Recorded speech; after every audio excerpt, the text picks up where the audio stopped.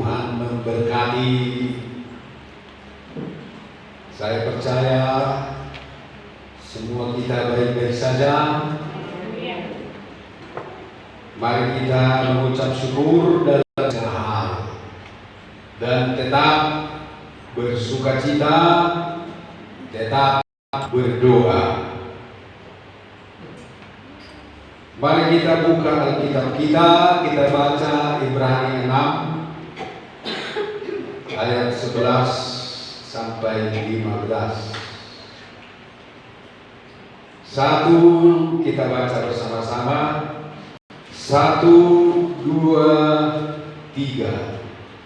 Tetapi kami ingin supaya kamu masing-masing menunjukkan kesungguhan yang sama untuk menjadikan pengharapanmu suatu milik yang pasti sampai pada akhirnya, agar kamu jangan menjadi lamban, tetapi menjadi penurut-penurut mereka yang oleh iman dan kesabaran mendapat bagian dalam apa yang dijanjikan Allah. Sebab ketika Allah memberikan janjinya kepada Abraham, ia bersumpah demi dirinya sendiri, karena tidak ada orang yang lebih tinggi daripadanya. Katanya, sesungguhnya Allah akan memberkati engkau berlimpah-limpah dan akan membuat engkau sangat banyak. Abraham menanti dengan sabar, dan dengan demikian ia memperoleh apa yang dijanjikan kepadanya. Amin.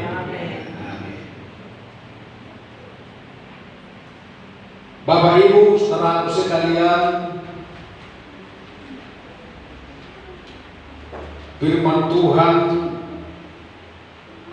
menegaskan agar kita masing-masing menunjukkan kesungguhan hati, menunjukkan kesungguhan hati untuk menjadikan pengharapan kita di dalam Kristus suatu milik yang pasti pada akhirnya.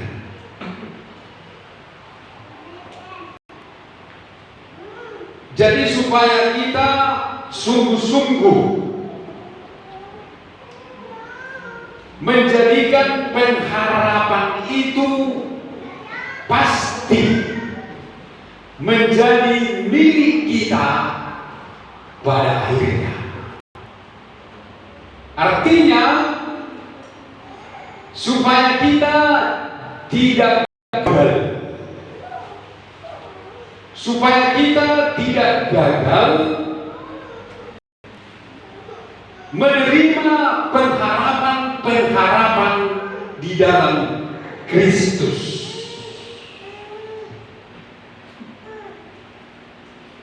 Ada dua hal yang membuat kita gagal. Yang pertama adalah murtad. Murtad. Memang dalam pasal 5 di sana ada peringatan supaya jangan murtad. Yang dalam ayat yang ke-6, inilah orang-orang yang murtad. Dan yang Ibrani 6 ayat 4 sampai 5, sebab mereka yang pernah menerangi hatinya, yang pernah mengecap karunia surgawi, dan yang pernah mendapat bagian dalam Roh Kudus, dan yang mengecap firman yang baik dari Allah dan karunia-karunia dunia yang datang, namun yang murtad tadi tidak mungkin dibaharui sekali lagi sedemikian. Jadi yang pertama yang membuat kita gagal adalah kita murtad. Murtad dari iman kepada Kristus. Yang kedua adalah kemalasan. Yang kedua yang membuat kita gagal adalah kemalasan. Saya tidak bahas mengenai murtad karena murtad ini sudah berat ini. Ini sudah pindah keyakinan ini. Itu puncaknya. Tetapi kita akan melihat dulu persoalan yang kedua adalah kemalasan. Dikatakan di sana, kami ingin supaya kamu masing-masing menunjukkan kesungguhan yang sama untuk menjadikan pengharapanmu suatu milik yang pasti pada akhirnya. Jadi untuk menunjukkan kesungguhan supaya pengharapan kita itu jadi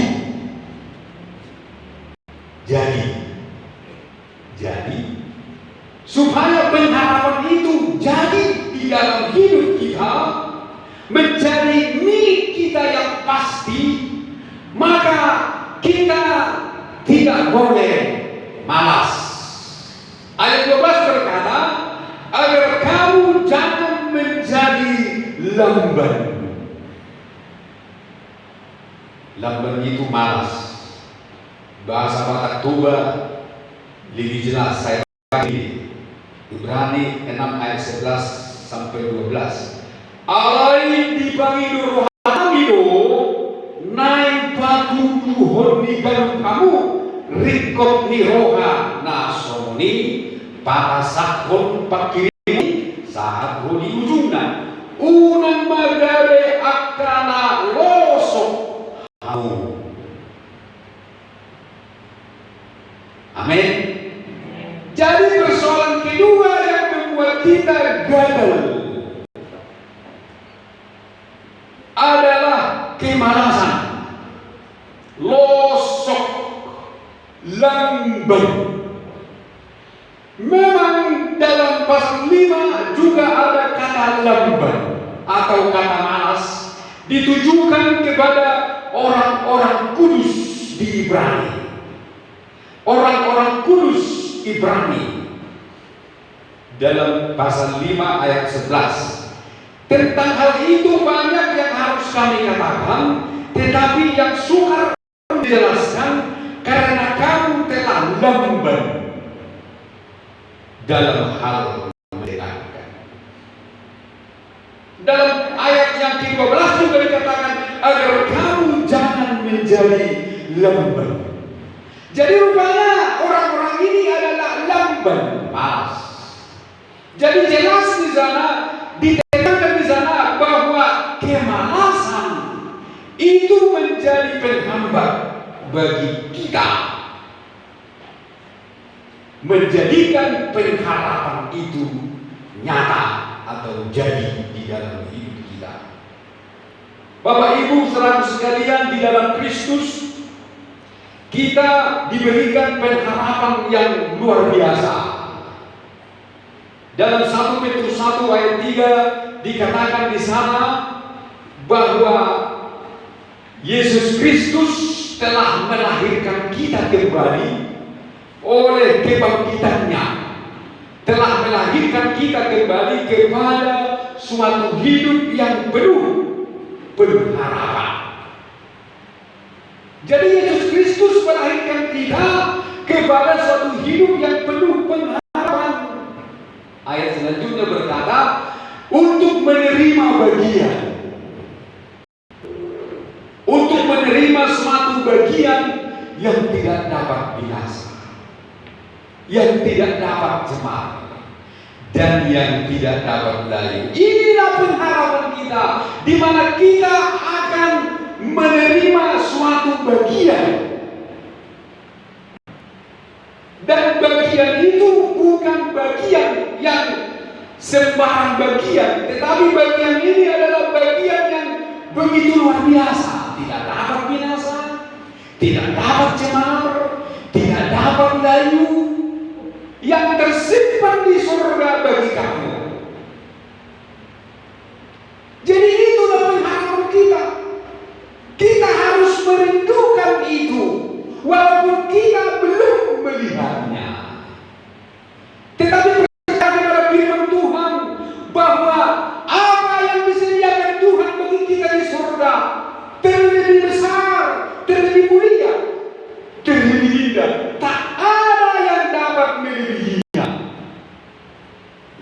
ada di bumi tidak dapat menyamainya. Apakah ibu bapak tidak rindu?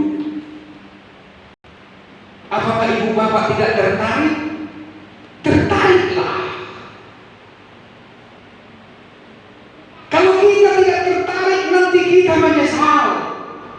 Karena hidup kita di bumi ini singkat. Singkat. Seperti uap. Hari ini ada, besok bisa tidak ada lagi. Seperti rumput, besok bisa layu. Bukankah di hari-hari ini orang bisa saja mengalami hal-hal yang tak terduga?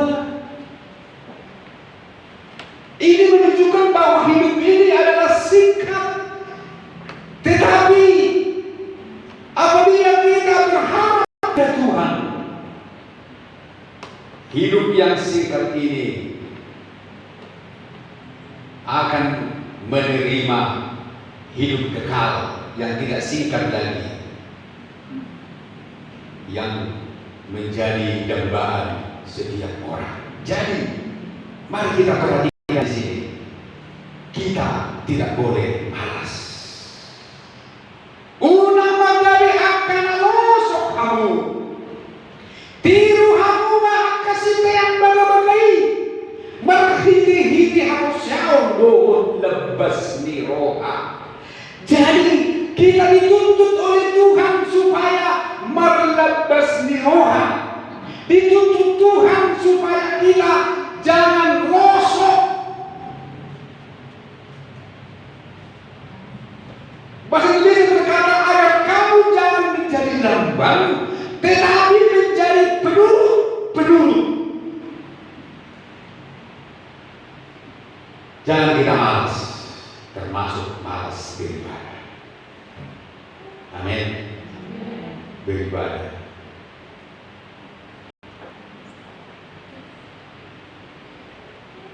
Yang malas beribadah katakan amin. Amin. Yang pertama, jangan malas beribadah.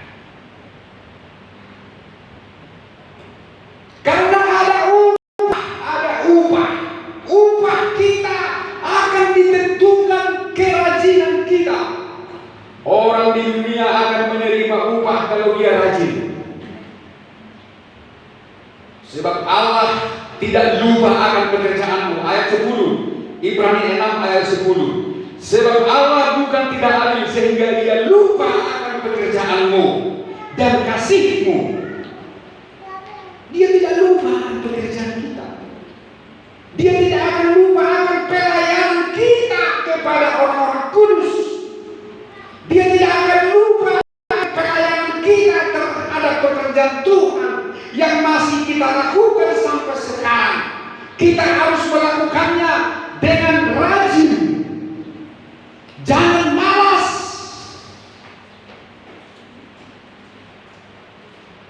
Kalau boleh kita harus lembur untuk Tuhan. Katakan amin. Supaya banyak upahnya kita harus lembur. Saya buat pandang karena lembur.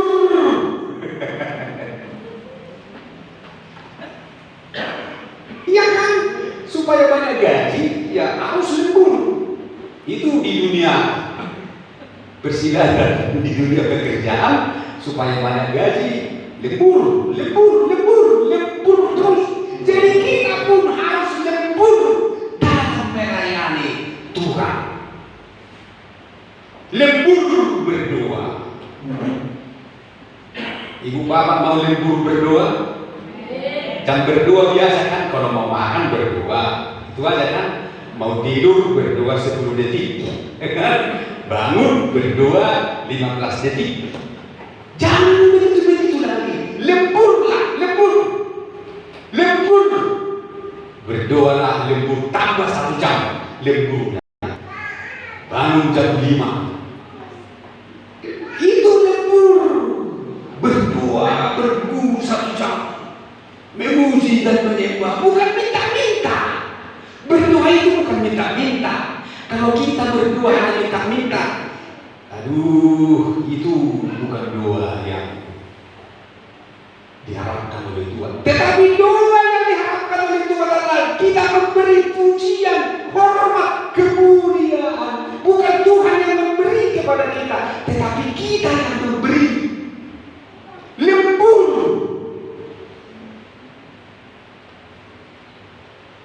Biasakan lembur. Bangun jam-jam 2 pagi. Berdoa itu adalah lembur. Tidak malas. Amat terlebih jangan malas ibadah. Saya perhatikan masih banyak di antara kita yang malas beribadah. Di pengumuman pun 100 kali. Malas juga. Masih malas orang lain tahu Pak. Mau nanya-nanya udah dorang Pak.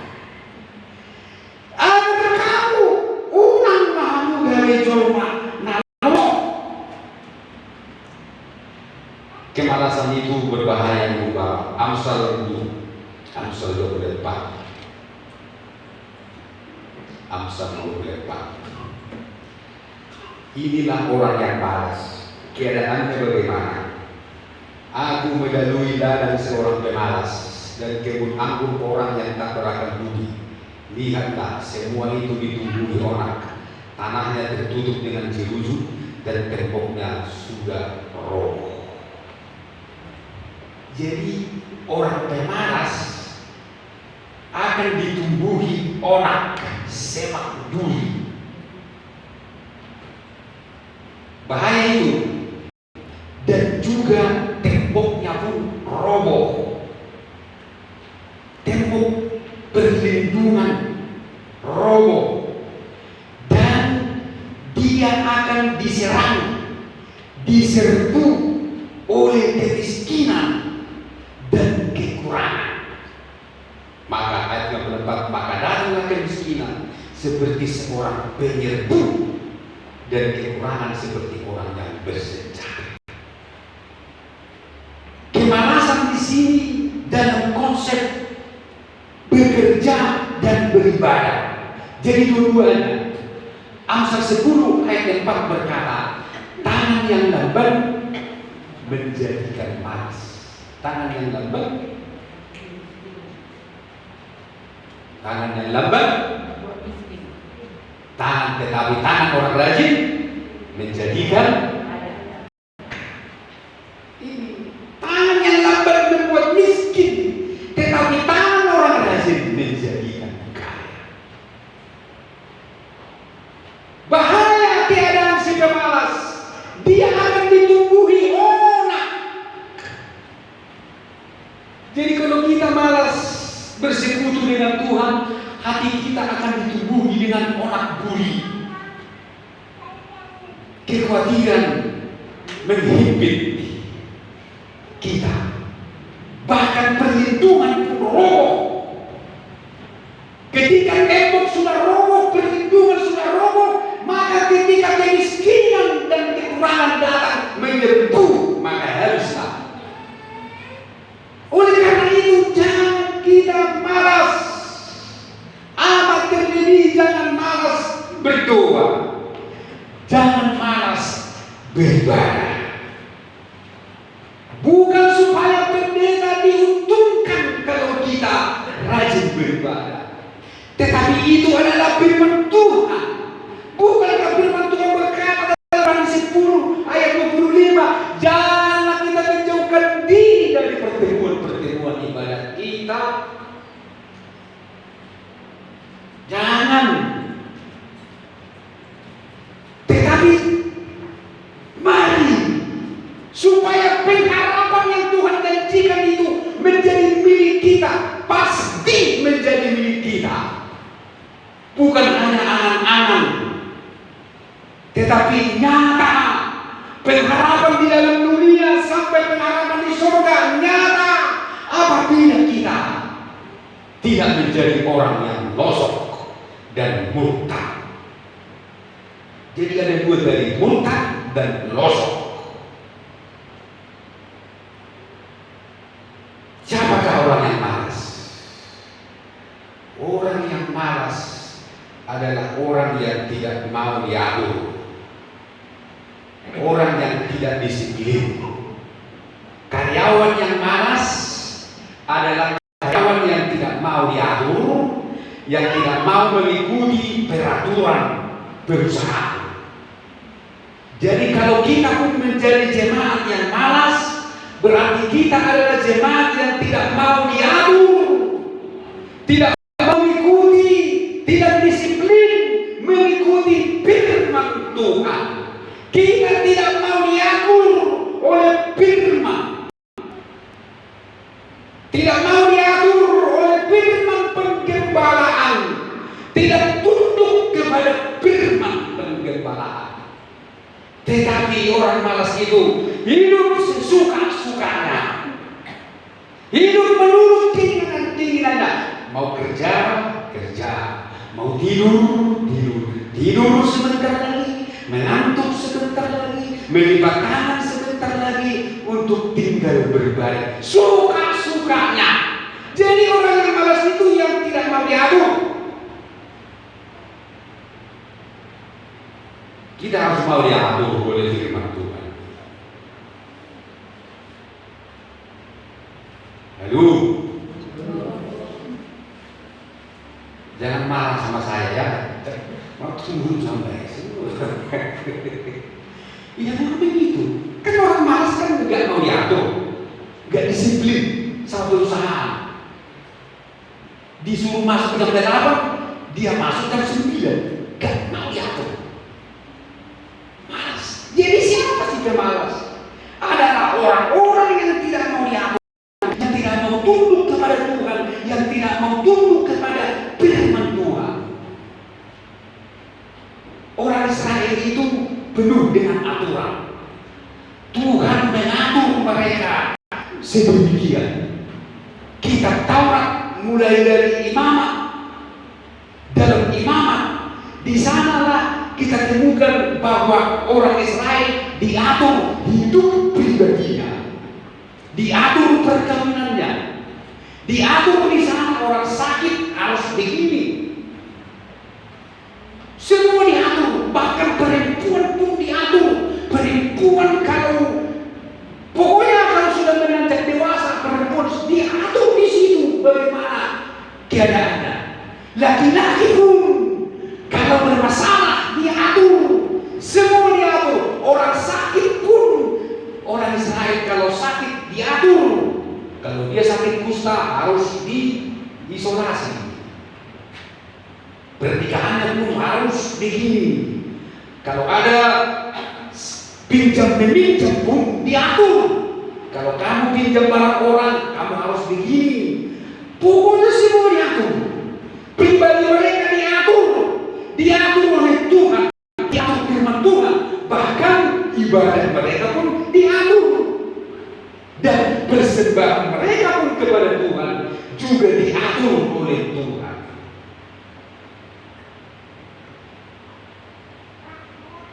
Sekarang saya masuk kepada ibadah, bahwa ibadah bangsa Israel itu diatur. Mereka harus beribadah sesuai dengan pola kerajaan sorga. Mereka harus mendirikan kemah suci, dan mereka harus menempatkan barang-barang di dalam kemah suci itu. Dan yang pertama diletakkan di dalam kemah suci itu haruslah tabut perjanjian. Kemudian yang kedua diletakkan di dalam kemah suci itu tirai, tabir. Dan selanjutnya diletakkan juga di sana meja roti sajian, dan diletakkan juga pelita emas. Setelah pelita emas, kemudian diletakkan lagi mezbah korban bakaran. Jadi semua harus teratur. Mengapa? Supaya ibadah itu berkenan kepada Tuhan. Dan kalau sudah semuanya teratur, maka kemuliaan Tuhan pun turun. Kita baca Keluaran 14. Keluaran 14 ayat 21 mulai, Yang pertama dimasukkan ke dalam kemah suci adalah tabut. Ada satu tabut. Kemudian digantungkannya lah tabir penunung. Yang kedua, meja roti sajian ayat 22. Kemudian ayat 24, kandil, itulah pelita emas. Kemudian setelah kandil ayat 26, mesbah emas atau mesbah dupa. Itu harus. Dan kan sesudah semua ditempatkan menurut aturan-aturan Tuhan. Lalu ayat 34 berkata, lalu awan itu menutupi kemah pertemuan dan kemuliaan Tuhan memenuhi kemah suci. Hasilnya apa? Hasilnya adalah kemuliaan Tuhan turun. Artinya apa Ibu Bapak? Kalau ibadah kita mau diatur oleh Tuhan, kalau kita mau diatur Tuhan beribadah kepadanya, kita mau diatur. Kita mau diatur dalam beribadah kepada Tuhan. Kita tidak melawan. Kita mengikuti semua aturan-aturan Tuhan di dalam kita beribadah. Maka kemuliaan Tuhan akan turun. Mau kemuliaan Tuhan turun dalam hidup kita? Yes. Mau diatur oleh Tuhan beribadah? Tidak malas lagi? Ya, tujuannya apa? Supaya kemuliaan Tuhan turun. Jadi ibadah yang berkenan kepada Tuhan adalah ibadah yang diatur oleh Tuhan, yang menghasilkan kemuliaan Tuhan turun. Orang Korintus, ibadah mereka bukan mendatangkan kebaikan, tetapi mendatangkan keburukan, karena mereka tidak mau diatur. Ada ayatnya dalam 1 Korintus 11 ayat 17. Jangan dikira ibadah itu bisa mendatangkan keburukan. Ibrani 11 ayat 17. 1 Korintus 11 ayat 17.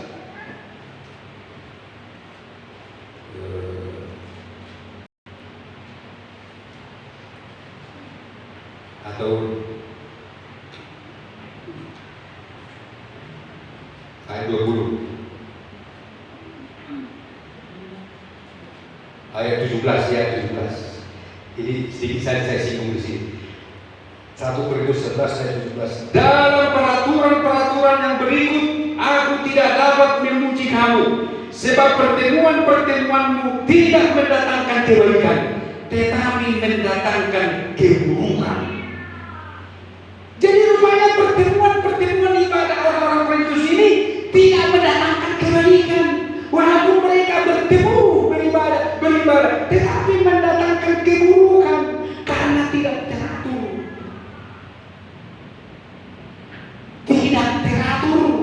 Tidak mau mengikuti aturannya banyak di sini. Dalam hal makan pun mereka diatur.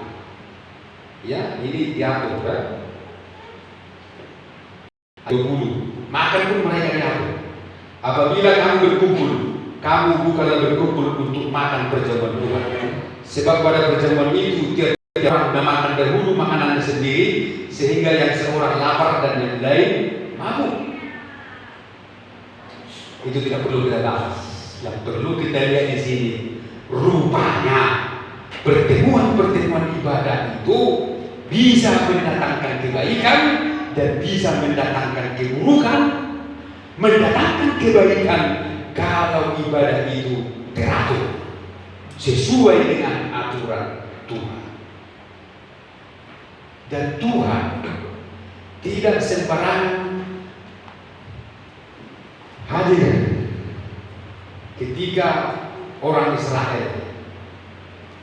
Tuhan hanya hadir di dalam kemah pertemuan. dalam Imamat pasal 1. Ini aturan Tuhan, Imamat pasal 1 ayat 1. Tuhan memanggil Musa dan berfirman kepadanya dari dalam kemah pertemuan. Jadi Tuhan itu memanggil Musa ke dalam kemah pertemuan, dan dari dalam kemah pertemuan itulah Tuhan berfirman. Kemah pertemuan adalah ibadah. Jadi ada sumbernya, dan sumber itu dari tempat yang ditentukan Tuhan. Amin. Sumbernya, sumber berkat, sumber firman sudah ditentukan Tuhan, yaitu dari kemah pertemuan.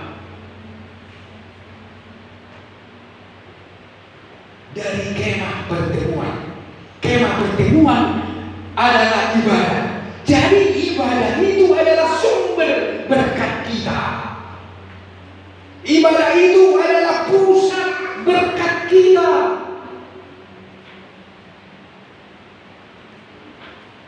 Iya, ibadah itu pertemuan. Di sana kita bertemu, namanya pun kemah pertemuan. Jadi harus ada pertemuan di antara kita. Makanya kita bernyanyi, bertemu dalam kasih-Nya, berkumpul dalam hadirat-Nya, bersuka cita semua di dalam rumah Tuhan. Saudaraku dan saudariku, apa katanya? Iya, Tuhan cinta dan mengasihimu, mari bersuka cita semua di dalam rumah Tuhan, di dalam kemah pertemuan. Itulah sumber. Di sana Tuhan hadir. Jadi sumber dari tempat yang ditentukan oleh Tuhan, dari ibadah, tempat bertemu dengan Tuhan. Sumber untuk menerima berkat, sumber untuk menerima firman berada dalam ibadah, berada dalam penggembalaan. Kalau kita tidak mau digembalakan, kalau kita liar, tidak datang kepada sumbernya, tidak datang kepada sumbernya, kita tidak akan mendapat apa-apa. Tetapi kita harus datang kepada sumber itu. Dari situlah dia berfirman dan berberkat, dari kemah pertemuan. Oleh karena itu ibadah harus menjadi perhatian kita khusus dan perhatian yang utama. Oleh karena itu rumah Tuhan, bait Allah harus menjadi perhatian kita, melebihi perhatian kita kepada rumah tangga kita, melebihi perhatian kita kepada keluarga, kepada pekerjaan. Karena semua yang kita terima di luar sana adalah dari Tuhan. Kalau saudara percaya, kalau tidak percaya tidak apa-apa.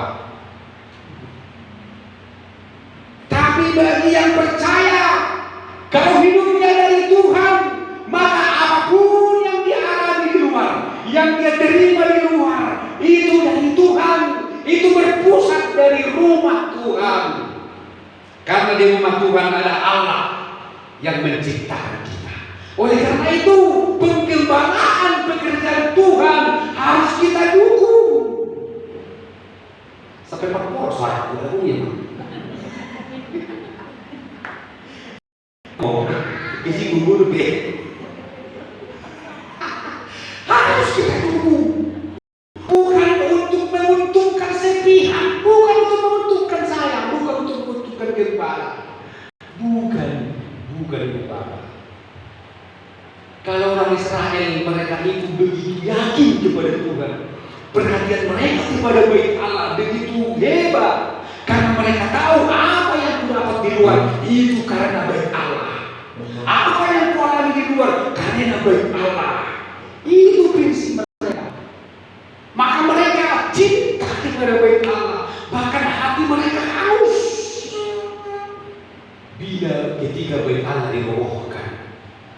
sekarang mereka sedang berjuang untuk membangun bait Allah yang ketiga.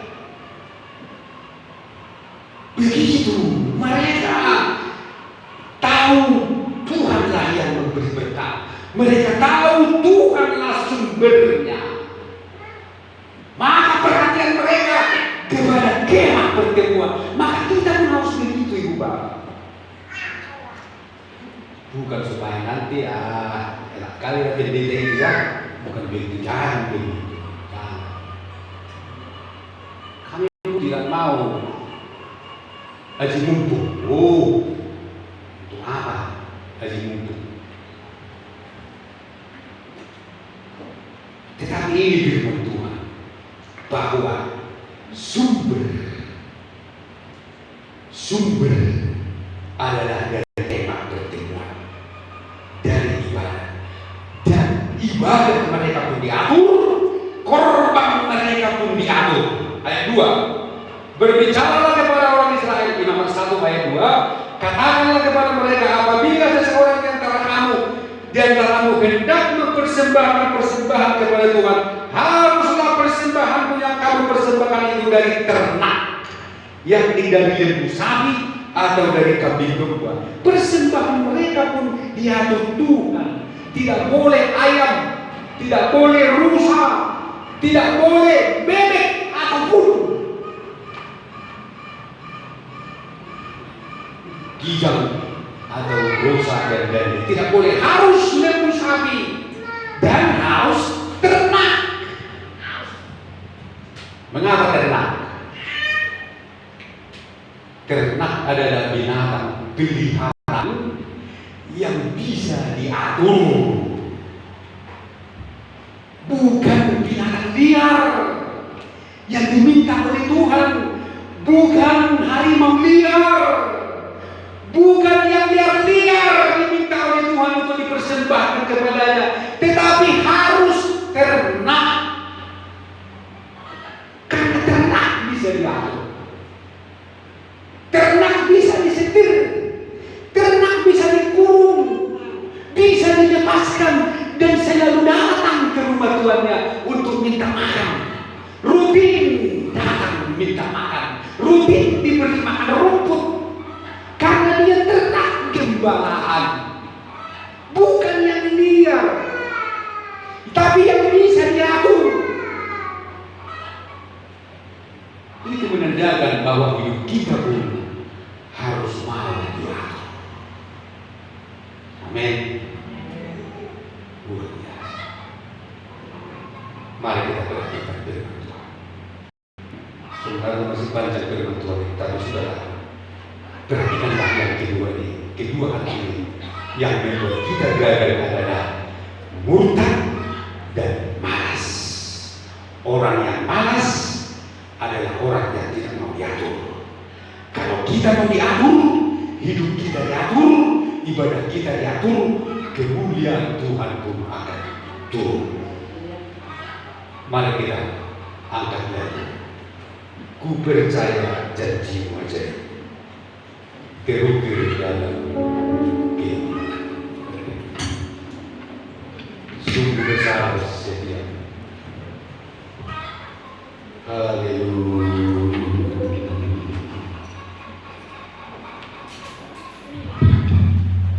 Terima kasih Bapa, kami anak-anak datang beribadah kepadamu sesuai dengan firman.